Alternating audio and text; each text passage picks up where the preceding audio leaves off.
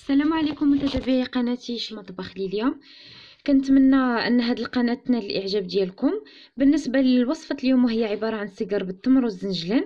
غادي نقدم لكم المقادير، ها هما مكتوبين، غتلقاوهم في صندوق الوصف. كذلك غادي ناخذ هاد المقادير كاملين. غادي ناخذ التمر، معلقه تاع العسل، وكاس ديال الزنجلان. نضيف عليهم الكاس ديال الزنجلان المطحون. ممكن تعوضوه بكاوكاو او اللوز على حسب المتوفر عندكم في الدار، ولكن بالزنجلان مع التمر كيجي زوين. عندي هنا 2 معالق كبار ديال الزبده وذوبتهم. غادي ناخذ القليل هنايا ما زهر، ضفت عليه الروح ديال الزهر. غادي نضيف غير القليل حتى نذوق، حتى نخلط وندوق ونشوف الا خاصني باقي شويه القرفه اولا الزهر كنزيدهم. غادي ناخذ تقريبا معلقه صغيره ديال القرفه. الا كنتو من محبي القرفه فضيفوا القرفه، كتجي زوينه مع التمر والزنجلان. غادي ندير راس معلقه ديال النافع البلدي اولا الشمر، وغادي نخلط هذوك العناصر مزيان حتى كنحصل على واحد العقده كان كيسهل اننا نشكلوها بيدينا.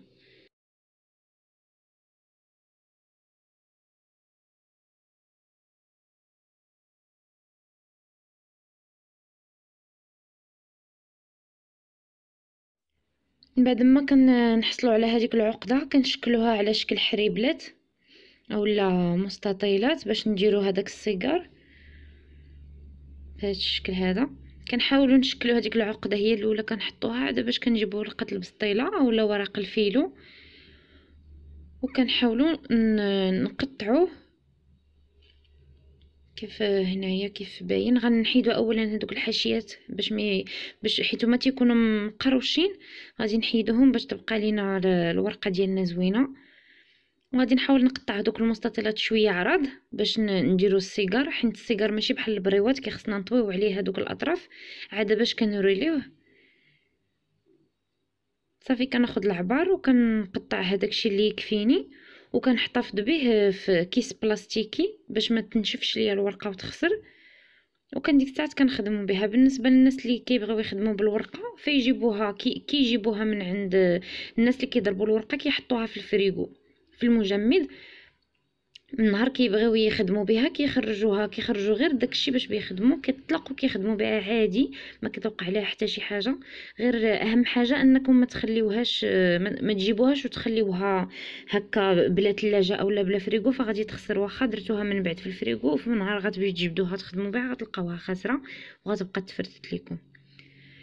هنايا غادي ندهن كيف شفتوا هنا سطح العمل بشويه ديال الزيت، وغادي نحط فوق داك المستطيل ونرد عليه الاطراف. ديك العقده ديال التمر غنرد عليها هذوك الاطراف، وغادي نحاول نلويها. وفي الاخير كنسدها بشويه ديال البيض باش ما تحلش ليا في القلي. ممكن كذلك اللي ما كيبغيش يقلي في الزيت فممكن يطيبه في الفران، غير ضروري من المراقبه باش ما يتحرقوش. وكذلك الفران ما كيعطيش هذاك اللون الذهبي اللي كيعطي الزيت، ولكن بغض النظر على المنظر اللي بغاها ما تكونش في الزيت يديرها في الفران. صافي كنلويوهم بهذه الطريقه هذه وكنحتفظوا بهم حتى كنكملوا الكميه اللي عندنا.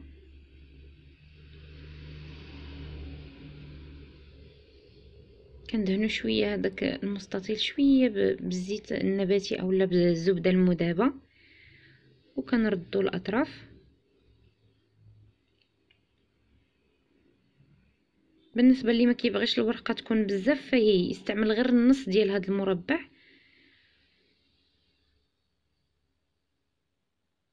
كندهن بالبيض، ولا بانوا ليا راه طويل بزاف كنقطع منه بالمقص بهذا الشكل. صافي وكندير ليه البيض وكنلويها وكنحطها.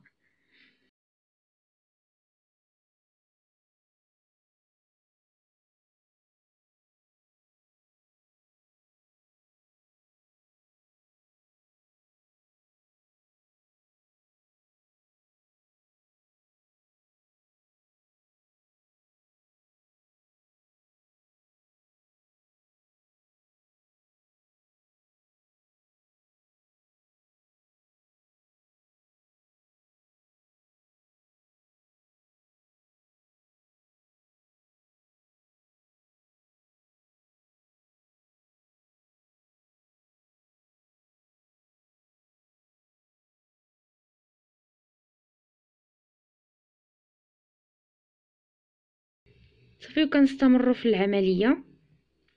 وبالنسبه اللي عجبوه الوصفات اللي كنقدم لكم، فما يبخلش عليا باشتراك في القناه كيف قلت لكم، وجيم من الفيديو او اعجاب وتعليق، وكذلك يبارطاجي الوصفه مع احبابه ومع اصدقائه باش ان شاء الله كل شيء يشترك والقناه تكبر.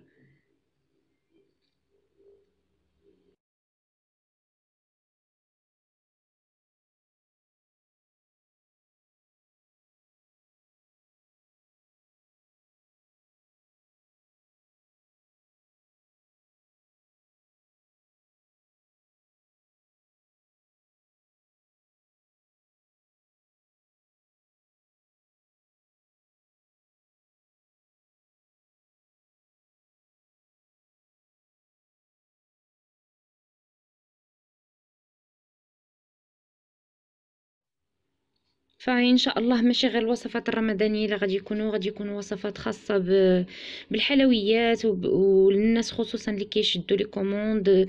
كاينين بزاف ديال الوصفات ان شاء الله غتقدمهم لكم ماما، وكاينين وصفات اخرى احترافية ان شاء الله غادي نقدمهم لكم في القناة. تابعوني عبر الاشتراك في قناة والضغط على الجرس باش اي فيديو حطيت في القناة كيطلع لكم نوتيفيكاسيون بلا راه حطيت هذاك الفيديو باش ديما توصلوا بالجديد ان شاء الله. وكنتمنى انني نكون عند حسن ظنكم، ولا عندكم شي اقتراحات او لا اراء فخليوهم ليا في التعاليق، وان شاء الله غادي نجاوبكم على اسئلتكم.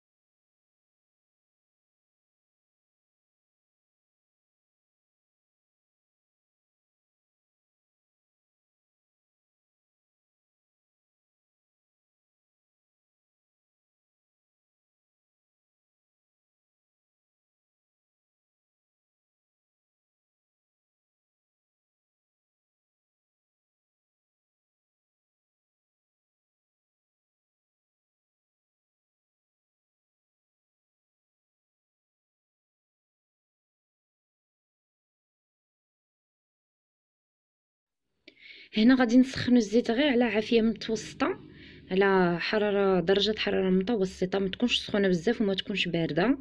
وغادي نحط فيها هادوك السيجار كاملين باش كياخذوا اللون وكيطيبوا من الداخل ومن على برا، وكياخذوا اللون زوين في نفس الوقت. مي الا جهدنا العافيه غادي غير يتشوطوا لينا، ومن الداخل غادي يبقى هذيك الورقه عجينه ما غاديش طيب. صافي من بعد ما كنخليهم كيطيبوا مع المراقبه، كنبقى كنحرك فيهم باش كنقلبهم باش هذيك الجهه اللي كتكون مواليه لتحت كتحمر، كنقلبها على الجهه الاخرى. تقريبا تياخذوا ليا شي 3 دقائق 4 دقائق على حسب البوطه ديال كل واحد.